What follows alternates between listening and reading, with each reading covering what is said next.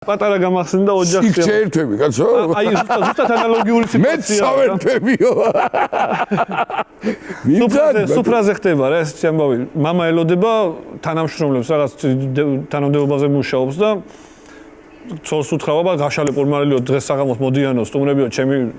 მინდანო ხია სამსახურიდან და არ შემარცხინოთ და დავაი დროზე და შვილი ყავს ძალიან უზრდელი რა აი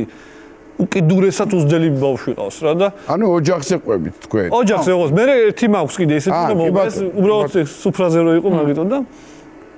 ერთ სიტყვით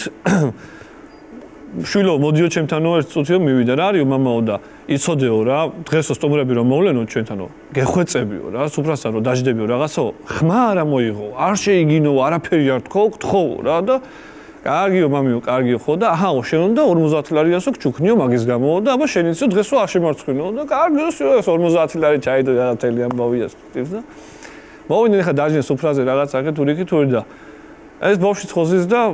სადღერძელოები მიდის ჩვეულებრივად ტრადიციული სუფრა მიდის და ამბავს რა ბუზმაში აწუხა რა ეს ბავშვი რა ხან წავა ყურზე დააჯდება ხან ცხვირზე ხან რაღაც როგორ იცის და